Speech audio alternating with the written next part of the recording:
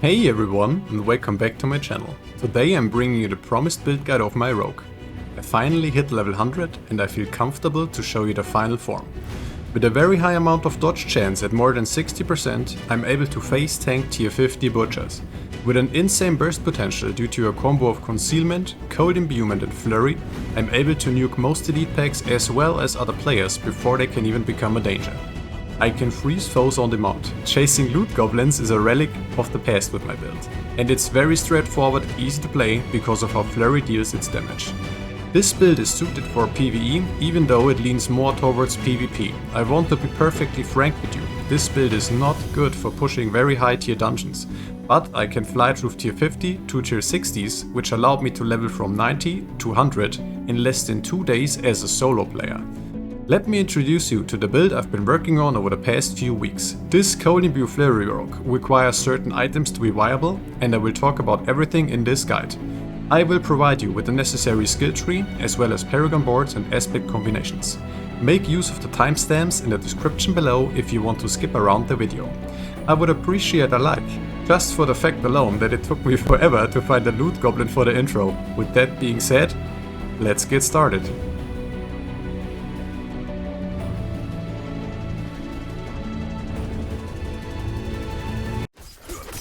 So we are at my rogue right now, and I will start with talking about the items and explain the aspects a little bit and why are certain pieces are mandatory in order to make this work. Let me kill this super unique real quick. Yeah, we'll start with talking about... Oh, damn, that's very high item power. I need those 2 daggers for my uber level attempts, by the way, which will be the next build. Yeah, I will start talking about the items, then I will go over the skill tree, last but not least about the Paragon board. I will as well link in the description below a planner where you can just take a closer look on all the items and so on. So you don't have to pause the video just in case you want to rebuild this character, basically. But yeah, the helmet is a Helm of the Elusive Menace. It has to do with the Keystone passive. A little bit more about that when I go over this the skill tree.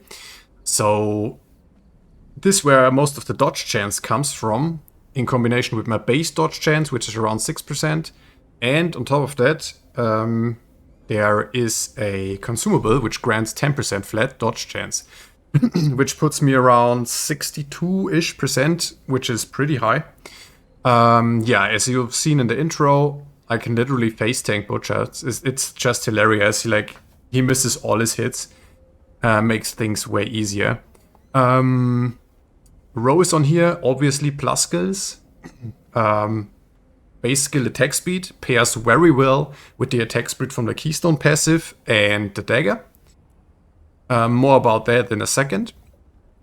Total armor percent, cooldown reduction, very important here. Cooldown reduction on the helmet and on the amulet in order to get cold imbuement and concealment, which is the main combo of this build,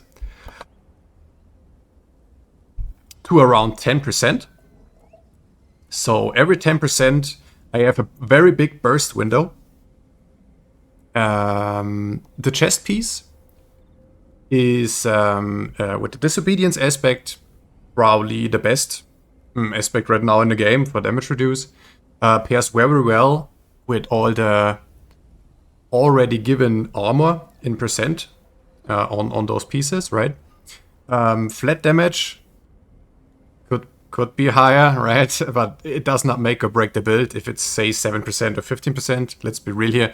Damage reduce from close enemies. Flat damage reduce comes in handy, especially in PvP scenarios.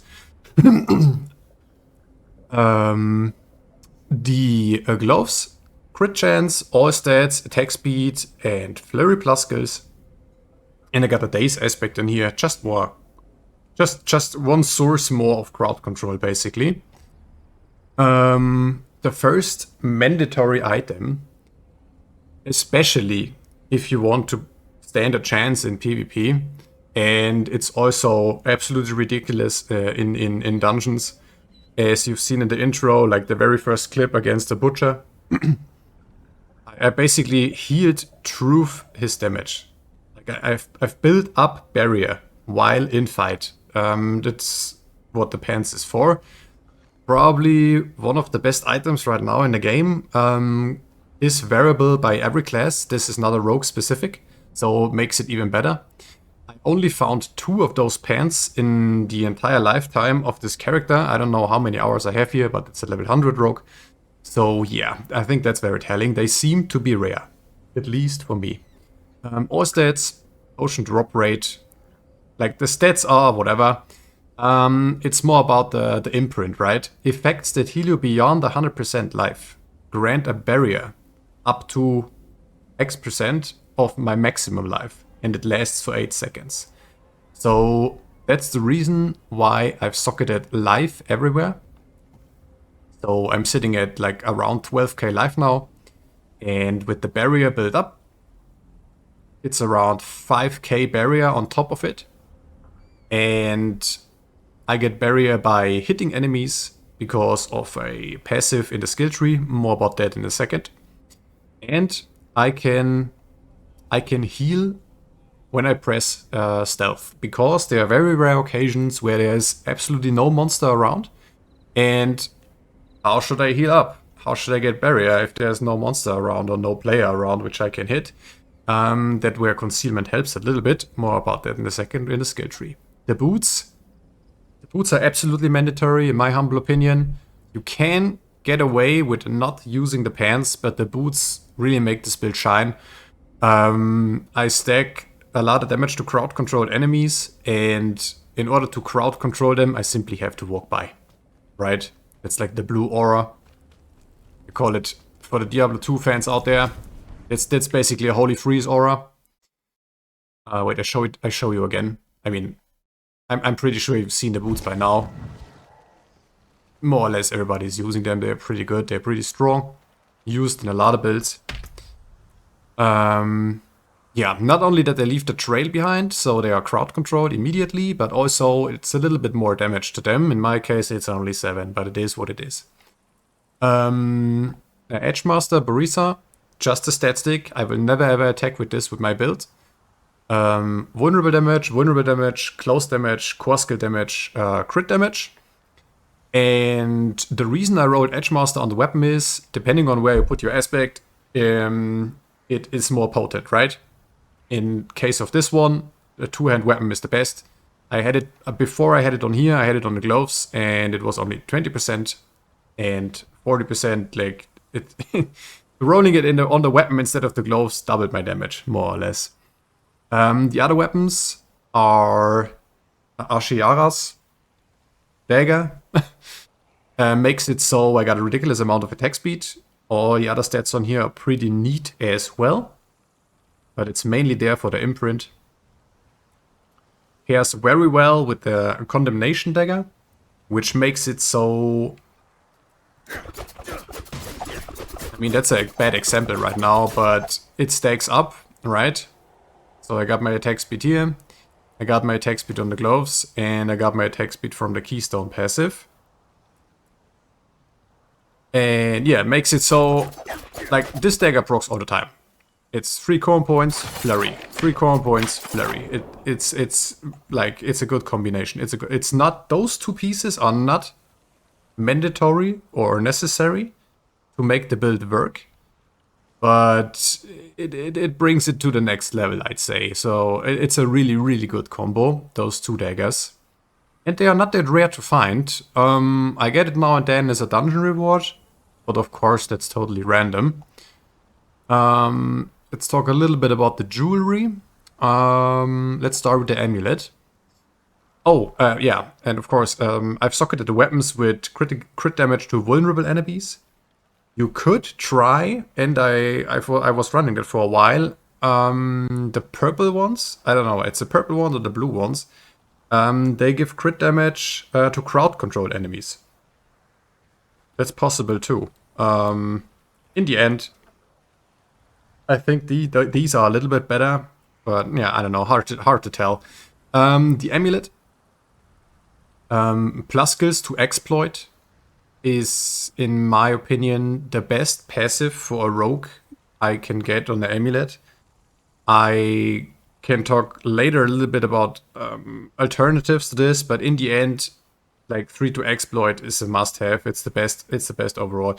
Exploit passive plus skills, cooldown reduction, very important here, as well as on the helm, right? As mentioned before, strength in percent. I needed at least one roll of strength in percent somewhere on my gear in order to unlock all the bonuses from the rare nodes within the Paragon board. Flat damage reduce. It's okay. Damage would be better here, but yeah. I wrote the Flurry aspect on here. For obviously, like, that's the main attack, right? More flurry damage. The rings. A lot of damage comes from my jewelry. The first ring has vulnerable damage, crit chance, damage to injured enemies, very important in PvP, and damage to close enemies. I would highly recommend, I cannot stress that enough, I would highly recommend having at least one item with damage to injured. The reason being, at a certain point, I didn't have any of those rolls nowhere on my gear, and the problem is, people will get away with 1 HP all the time. And damage to injured enemies solves that. As soon as they reach 35% life, they are probably they are more or less executed. That's how that works. Preferably a 50% upwards roll. Can't have it all, I guess. The imprint is the expectant. So my next basic skill, hitting them with a basic skill increases the next core skill. I hit them with puncture, Flurry deals more damage. I got the same exact effect again in the Paragon board. More about that later. The second ring has vulnerable damage, damage to close enemies, crit chance, and flat physical damage. Even though I'm using cold imbuement, most of the time it's just physical damage. Me personally, in my build, I'm only using cold imbuement to get the 100% freeze combo going. And by the way, this is nowhere mentioned in the game, but it works. Try it out for yourself if you have a rogue. You hit cold imbue, you hit concealment, and you attack with, in my case, it's flurry. You can use another skill as well. Well, I haven't tried it only with flurry, okay? So, cold imbue, concealment, and if you hit someone out of stealth with a cold imbued flurry, he's frozen. Like, that's for certain. That's not a chance to freeze. It's not a you need to chill them to freeze. They are frozen. That's how that works. And that's what it makes it so strong. That's basically the combo. I literally one-shot elite packs, sometimes other players. Obviously, if they are level 100 and they play a Hoter Bob, he's probably not one-shot, but yeah. This will make more sense when I go over the skill tree in a second. So, socketed, the jewelry, oh yeah, I forgot. The imprint on my second ring is I deal 25% more damage when I have barrier. And the pants make it so I always have barrier. As I mentioned before, not only can I heal up from or build up barrier by hitting monsters, I can also build up barrier by just pressing concealment. You see, I got barrier, so I now have 25% more damage. That's how that works. Feel free to pause or use the planner in the description below. It's from maxroll.gg, really good site. And yeah, I basically copy-pasted all my gear in the planner, so you can just take your time and take a look at every individual piece or whatever. So, that's the items. Don't get fooled by the attack power.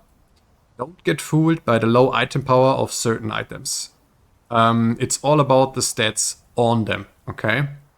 So, a lower item power item can be more fitting than a 800 something item, okay? Yeah, with that being said, I think I covered everything item wise.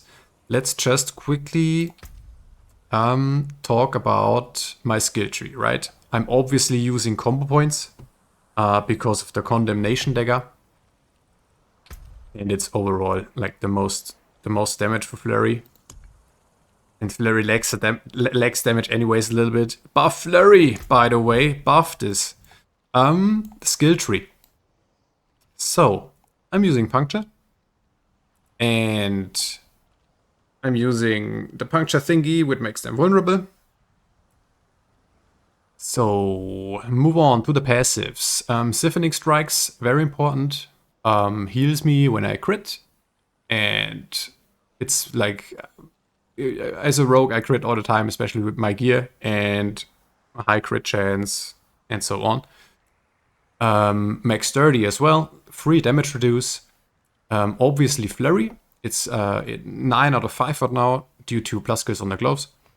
I use improved Flurry. So if I hit a vulnerable enemy and I make them vulnerable before I hit them with Flurry with Puncture, usually. So the vulnerability spreads out basically. That's how that works. Max Flurry. 1 point into Shadow Step. This can be used as an offensive or defensive tool, which makes it very versatile and fun. And I use the methodical Shadow Step, which is basically a sap, which stuns enemies for over 2 seconds.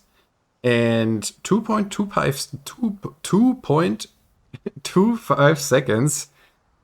It's a very long time. It's enough to burst every other elite down with a simple Flurry concealment rotation, right? So this is really good. Also in PvP, sometimes I attack out of stealth, right? I do my 100% freeze trick, however you want to call it.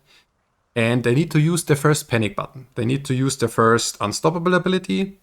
If they do so, I immediately follow with a Shadow Step and knock them down for 2 seconds. 9 out of 10 players, that's already enough. That's how that works. Really, really strong and really fun to use. It's my panic button and also an offensive tool. 3 out of 3 weapon mastery, even though it's not that great since I'm using daggers. I think the most beneficial for weapon mastery would be swords and probably crossbows. 1 point into dash, my mobility skill. I didn't even bother using those because I honestly need points somewhere else. So just 1 point in dash works fine for me. 3 points into agile. Gives me even more dodge chance. That's how I reach a ridiculous dodge chance of like around 62%. 1 point into Mending Obscurity, which heals me when I press stealth, so I can build up barrier without having... I don't need to hit any monsters or anything in order to get a barrier and in order to get the 25% damage bonus from my ring.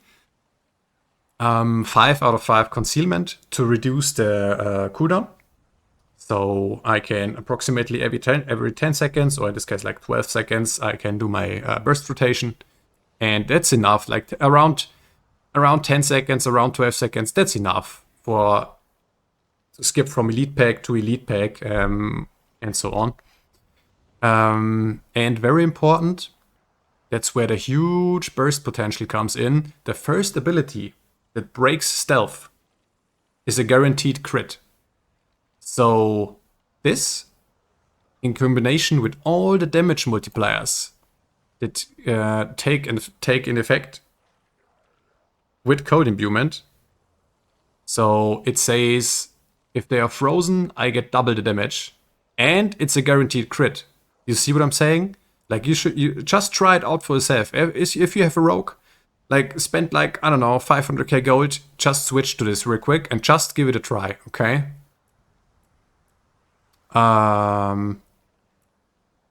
Yeah, a mixed cold imbuement as the specialization, if you will.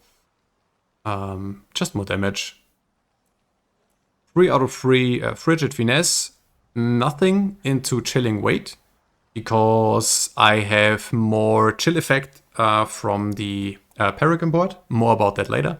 So I personally think putting points here would be a total waste. And since I'm running Edgemaster on the weapon, I want as much as possible full resource. And that's where innovation comes in. Yeah.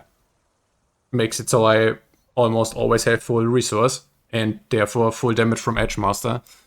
1 point into Adrenaline Rush, excuse me, it's so late, man. And 1 point into Haste. Those are so-called 1-point wonders. It's just a nice effect to have, but not worth maxing out or anything, in my opinion. 3 out of 3 Impetus. Moving 50 meters, like this is active all the time. So let's say you roam around. Let's say you roam around in the PvP zone. Oh, there is someone. You hit your concealment, or rather you hit your cold imbuement, you hit your concealment. It's a guaranteed crit. All the damage multipliers kick in from damage to crowd-controlled monsters. I'm sitting at around 350 or something, 350%. So the 350 kicks in, the guaranteed crit kicks in, and it's 21% more flat damage. So that's where all the damage comes from. That's why elites just melt with 1 Flurry. That's why certain players just melt with 1 Flurry combination. And as a keystone passive, I'm using close quarters combat, which makes it so I even have more attack speed.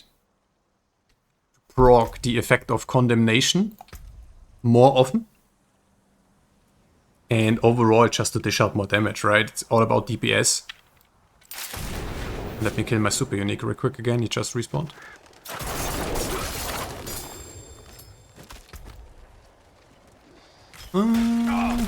Crap. Yeah, close quarters combat as the keystone passive. Get more attack speed. To get the dodge chance in combination with the aspect on my helmet. And to get even more damage against crowd-controlled monsters. And as I mentioned before, they are crowd-controlled already. Just by standing in the blue stuff. In the Holy Freeze aura. So, that's the skill tree. Let's talk real quick a little bit about the Paragon board. Because I almost bet people are confused why the hell I'm using what I'm using. But it all makes sense. So there's only that many points to spend, right? And how should I explain that? I tried it in the planner, and I was using instead this board. I was using the board which has like imbuement skill damage and stuff, but there are not enough points in order to max all this out. I think one indicator for a good Paragon board, in my humble opinion, is if you have all the rare nodes active. I have almost all the rare nodes active. I need to min-max my gear more. In order to get like those active, right? But all the other ones are on. Especially Brawler. Brawler is a very strong one. But yeah, the basic board. First, I took the damage nodes, damage, more or less. That's all what I did. I think the only defensive one is I had to use armor somewhere. Yeah, there was no way around it. That's the only defensive node I have. Then I'm using the board with no witness, even though I don't even use an ultimate. But I can just grab real quick some damage nodes, some max life, and some potion healing very early on, which helped me a lot. And I simply moved on to the next board. And that's when I started actually using legendary nodes, right? So like this is just a bridge, basically. Yeah. Like the first real board is a cheap shot. I get more damage for each crowd-controlled enemy nearby. Pretty good in dungeons. Not so good against bosses or single target or players, but it's not too bad. Skilled down here, grabbed some rare notes for even more damage, right? I will talk about the glyphs in a second. Grabbed some more rare notes, damage, damage, damage. Like as I mentioned, probably like 10 times. If you really want to take your time and have a look at all the Paragon board notes, and maybe even you want to min-max this more or whatever, there is a detailed planning tool in the description below, and you can have a look on your own, at your own pace, alright? Yeah, just damage wherever I could get damage. The next board is Tricks of the Trade. So this does basically the same which the aspect does on my ring.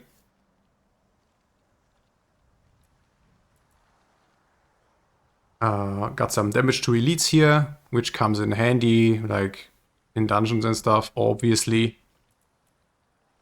Crit damage here. The last board, like I got 5 boards. The last Paragon board is Exploit Weakness. Whenever I deal damage to a vulnerable enemy, they take more damage. Just good. I can't complain about more damage, I guess. Yeah, let's talk about the glyphs a little bit, okay? So the first one I'm using is Chip. I wanted to, especially early on in the early levels, I wanted to have just unconditional damage. Because I didn't have the boots yet, the Holy Freeze Aura boots, and so on. So I thought Chip is a nice choice. Some people prefer the Close glyph as a good first one. But at that time, I wasn't even sure if Flurry counts as close damage, because it has quite a radius.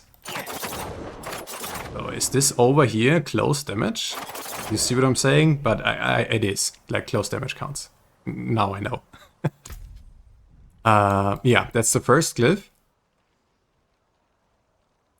And yeah, if you really wanted to copy paste this, just use the planning tool and go 1 for 1, right? The next one is Control. Depends on how fast you can get the boots. I found them fairly early, so the next glyph was Control. Gives a lot of damage to crowd controlled enemies. This glyph is a huge part of my 300 plus something percent. The glyph from the third board is Frost Feeder. It obviously makes sense, right? Damage to chilled enemies because of the boots. The fourth one is Combat. This is where the sustain comes in. So I can spam Flurry.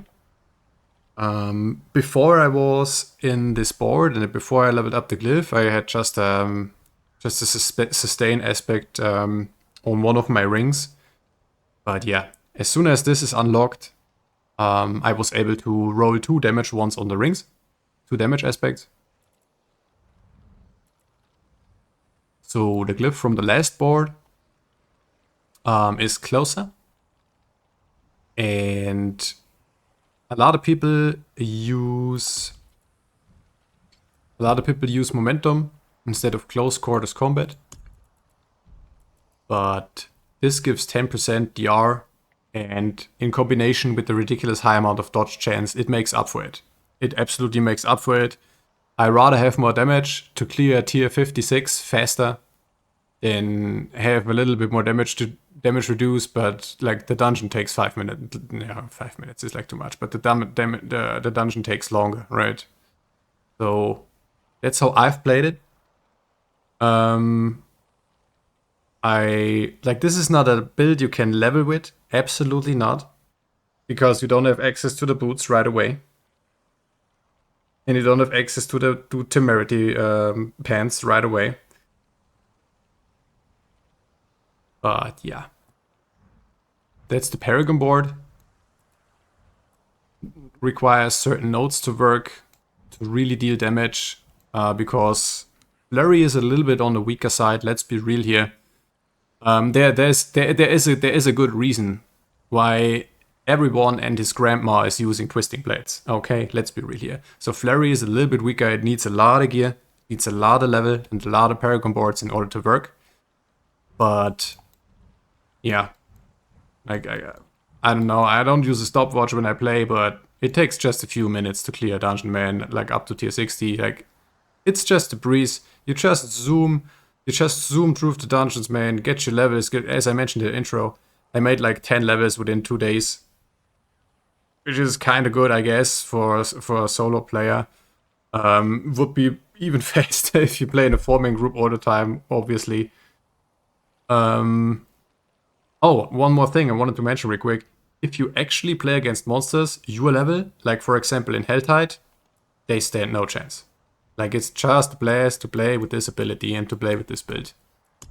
But yeah, I uploaded like a dungeon clear when I was level 70 something, and it got enough likes in order for me to make this build.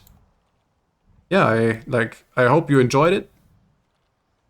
Feel free to subscribe. There's a lot more Diablo 4 content to come. The next guide I will upload is probably a rapid fire Uber Lilith build with poison damage and stuff. That's why I'm farming these daggers. Oh, he hasn't respawned yet. What a shame. But yeah, if you have any questions about this, feel free to let me know in the comments below. Other than that, like, please like the video, please subscribe. I put a lot of work in these videos. I hope you can see that. With that being said, thanks for watching, and I catch you in the next one. Later!